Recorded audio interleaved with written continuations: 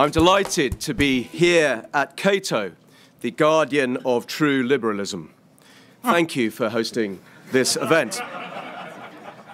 And I'm especially honoured to be sharing a platform with one of Britain's most valuable exports, Andrew Sullivan.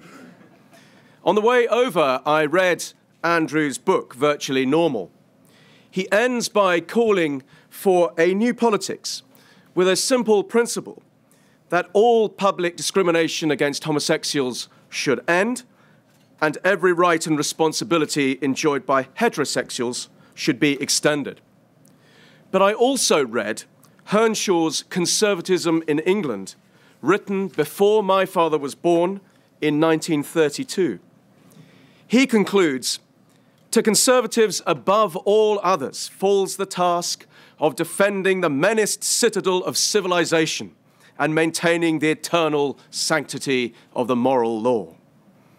Professor Earnshaw's misguided revolutionaries were not gay rights activists, but his clarion call for a faith-based conservatism finds many supporters today. So can promoting equality for gay people be compatible with conservatism? In discussing this, I'm going to take three things as given, and if they're contentious, they shouldn't be.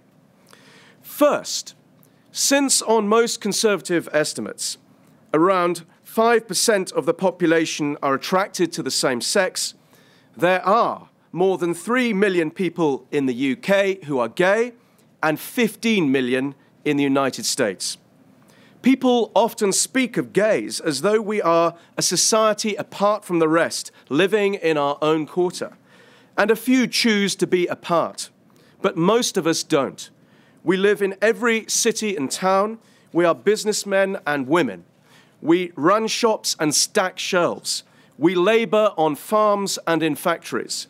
We are firefighters and police officers. We save lives in hospitals. We fight for our countries, and sometimes we die for our countries. Some of us are extraordinary, but mostly we are quietly ordinary. We are not different, and we don't want to be different. We're not asking for special treatment. We are United States or British citizens, proud of our countries, wanting to play a part in our society. And across the world, there are millions of us, millions of ordinary people, millions of voters. Second, we can't be uninvented. Being gay is not a lifestyle choice. Our sexuality is a fact. It may be repressed, but it cannot be changed. Doctors don't try to change a person's colour, and healers or politicians shouldn't try to change anyone's sexuality. Whether it is given by God or set by nature, homosexuality isn't nurtured by doting mothers or weak fathers. It isn't a condition to be cured, and it can't be willed away through prayer. Third, democracies should subscribe to a fundamental principle that all men are created equal. Some claim that the promotion of gay equality has no place in conservatism. In fact, many deny that conservatives should be interested in the equality agenda at all. It is argued that equality is incompatible with liberty, that if men are free, they are bound to become unequal. But conservatives who want people to become better through their own efforts can never stand by while others are denied that chance. Conservatives should always believe that everyone should have an equal chance in life, regardless of any other factors, and that they should not be discriminated against. As Robert Levy, the chairman of this institute, has recently written, and I quote, "Thomas Jefferson set the stage in the Declaration of Independence. To secure these rights, governments are instituted among men. The primary purpose of government is to safeguard individual rights and prevent some persons from harming others. Heterosexuals should not be treated preferentially when the state carries out that role, and no one is harmed by the union of two consenting gay people." End quote. Today, I want to explain why I believe that conservatism is not only entirely compatible with the principle of equality between gay and straight people, but that such equality is in fact an essential element of modern conservatism. I want to explain how my party leader, David Cameron, has reshaped the Conservative Party in the United Kingdom, how we have developed a progressive conservative agenda to secure important social objectives through conservative means, how we have made a commitment to the vital institution of marriage, a central part of our programme, and how we believe that this institution is strengthened, not weakened, by extending its ambit to same-sex relationships. I'm not here to preach or to interfere in your affairs. I am neither here to tea party nor to go clubbing. But I can tell you what happens to a party when it closes the door to sections of our society and is reduced to its core vote. It's no fun being in opposition for 13 years. And I can tell you what happens when a party opens its doors again and broadens its appeal. A successful political party should be open to all and ought to look something like the country it seeks to govern. In recent history, the Conservative Party in Parliament in the UK reflected only a section of our society: male, white, professional, grey-suited, and straight. At the last election, of our 193 MPs elected, just 17 were women, only 1 black, and 2 were openly gay. If we were truly representative of the country, we would have 99 women, 16 black or minority ethnic, and 10 gay members of parliament. So our party leadership recognised the need to change. Change because we're a national party which needs to be able to speak to and speak up for all sections of society in all parts of the country. As David Cameron said on Monday, unless you can represent everyone in our country, you cannot be a one-nation party. Change because we need to reconnect politics with a public who are increasingly disillusioned with a political class. And change because it was the right thing to do, to promote an environment where people can succeed and live without fear, regardless of their gender, colour, or sexuality. We now have more female candidates, more black and minority ethnic candidates, and more gay candidates fighting at the next election. In fact, if we secure a majority in the House of Commons of just 1 seat at the election which will be held in the United Kingdom within 100 days, we are likely to have more openly gay MPs on our benches than the Labour Party. The Conservative Party leadership was not alone in recognising the need to change. Gay candidates have been selected by local party members, not imposed by the leadership. I, an openly gay man, was selected before the last election by my local party, voted for by grassroots Conservatives, and I've been promoted on merit. I'm one of 2 Conservative MPs who have taken out a civil partnership, thanks to legislation which, to their credit, the current Labour government introduced, but which the Conservative Party supported. I led our party's support for a new law to prevent the incitement of hatred against gay people, subject to our concern that temperate comment should never be criminalised.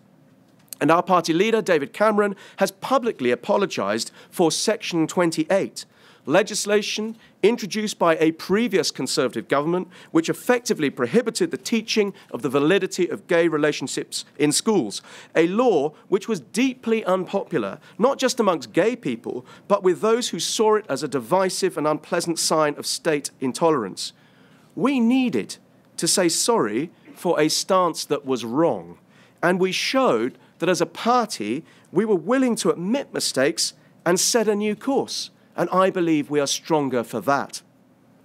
In his first speech to the Conservative conference as leader of the party, a major event which brings together party activists from across the country, David Cameron said something extraordinary.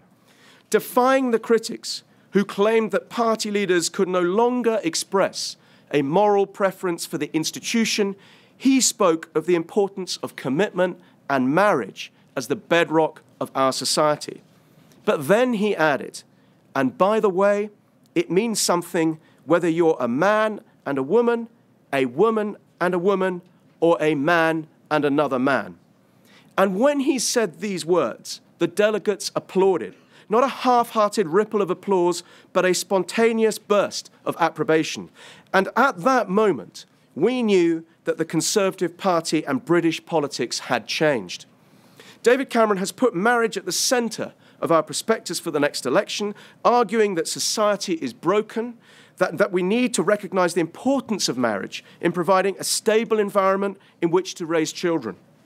But in supporting marriage, he has not done so in such a way as to denigrate or even exclude gay people. In fact, the opposite, because we've recognised that commitment and stability are important in all relationships. I appreciate the view held by some, on a strict reading of their faith, that marriage is a unique arrangement which is only available to a man and a woman. And we should never dictate to religious organisations who are doing no harm that they should, in their own rights or places of worship, depart from their sincerely held beliefs. But in the UK, we created in law a civil union for heterosexual couples, specifically devoid of any religious ceremony and significance for those who do not wish to marry in church. So what religious grounds could there be for opposing the extension of a secular institution to gay couples through the introduction of civil partnerships in 2005? And why stand against the extension of a civil institution which demands a public declaration of commitment and stability?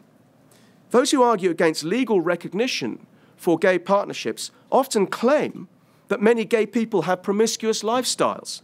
But there are few social incentives of the kind which conservatives should naturally embrace for gay people to embrace commitment. There's little social support, no institutions to encourage fidelity or monogamy, and precious little religious or moral outreach to guide gay people into what may be seen as more virtuous living. So it's right to recognise commitment in gay partnerships. In the same way, we should reject discrimination against gay couples who wish to adopt. I believe that the best parental arrangements are represented by a good father and a good mother, and children should never be treated as some kind of high-value consumer good. But this ideal of a loving and present father and mother together is often not realised. So we should not seek to prevent adoption by same-sex couples who may offer a love and stability that is absent from too many homes. We should not say that whatever their talents, despite the contributions they can make, there are things that people may not do simply because of their sexuality. In the UK, we've allowed gays to serve openly in our military for 10 years. No one can credibly claim that our troops' effectiveness serving alongside US forces in Afghanistan has been compromised by this policy. To bar people from making the most profound commitment to their nation, or to ask them to live their lives dishonestly by not telling, is something no conservative should support. As Israel, hardly a country which goes in for soft defence, has understood, and in the words of Barry Goldwater, you don't have to be straight to be in the military, you just have to be able to shoot straight. I don't believe that conservatism should be a closed membership club. We must be open to everyone because we believe that everyone should have a chance. Conservatism at its most powerful has always been, a uniting creed. We're conservative because we believe in strong defence and the nation state. We're conservative because we believe in responsibility and justice. We're conservative because we want to strengthen society and limit government. We're conservative because we're sceptical about big government and have faith in our institutions and families.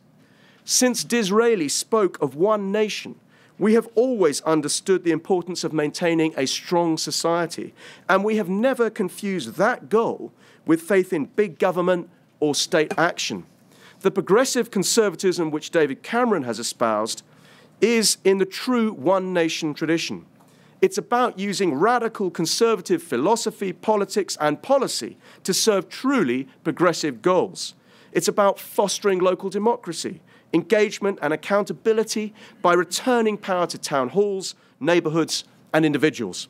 It's about pursuing a family agenda that lets parents take responsibility for their children's education, allowing them to set up their own schools so that we can give everyone a fair chance in life. It's about developing bold approaches to tackling poverty and inequality in all its forms, engaging more actively with a voluntary sector and encouraging a revolution in social responsibility. And it's about recognizing that there is such a thing as society. It's not just the same thing as the state. If we stand against equality of opportunity, which should be an article of faith for the right, it becomes the preserve of the left, warped into an agenda of state interference, targets, and central control, when it should be about getting out of people's way and letting them advance. In the UK, all three major political parties are now assuring gay people that it's safe to vote for them. Typically, far from taking pleasure in this new consensus, the left has greeted it with dismay. For over a decade, they've sought to build a client state where groups are beholden to their generosity. And now they want to open up clear pink water between themselves and the Conservative Party. There's an election coming, and it suits our opponents to argue that we haven't changed. But we self-evidently have changed. I suppose, in a small way, my presence here is evidence of that. The truth is that there are millions of people who we drove away, but who share our values and want to join us. Gay people are not the property of the left, nor of any party. They are not an interest group or a political commodity to be traded. They are not vessels for votes. Gay people are motivated by the same issues as any other voter. They'll vote for the political party which best sits with their views, so long as that party doesn't make itself taboo. For the modern Conservative Party, embracing gay equality is neither a temporary phenomenon nor an agenda which can be reversed. We know that we've got further to go to modernise our party. And if we form the next government, we intend to entrench the progress made on gay equality and to move the agenda forward. If there's a need for new laws, we'll consider them. But we will also understand where we should give a lead and where there is a need for a law. Conservatives should never leap to legislate. So we will show leadership in demanding action to tackle homophobic abuse in sport, where behaviour and role models can exert such a powerful influence on young people, just as we should demand action against all abusive behaviour on the playing fields. We will take the strongest stand against the homophobic bullying of children in schools, as we should take a stand against all bullying, and we will not allow our support for faith schools to undermine that stand. We will insist on action against hate crime where gay people are the victims, as we should insist on action against all hate crimes which incite fear and violence. We will speak out when countries abuse the human rights of gay people, as we should speak out when any human rights are abused. None of these areas necessarily require new laws, but they do require a clear-sighted and determined conviction about the importance of political leadership in promoting human dignity and equality. When I was born in 1963, homosexual conduct was a crime. I and millions of others are free to be who we are now because of the courage of political leaders who saw that this prohibition was wrong. I and thousands of others are free to enter into a civil partnership now because of the courage of politicians who saw that to exclude us from making that commitment was wrong. And the need for this leadership has not gone away. So let us be clear about the kind of society we want to build. One where a child can go to school without being bullied because of his or her sexuality. Where people can be honest with their friends and families and employers and not live a lie. Where the terraces at football games don't ring with homophobic abuse. Where a public declaration of lifelong commitment to another person can be made by anyone. Where communities are safe and no one is fearful because of who they are. Where anyone can serve their country without being asked who it is they love. Where no one is held back and opportunity is available to all. And where the Prime Minister of the United Kingdom or the President of the United States could just as easily be gay as black. Thank you.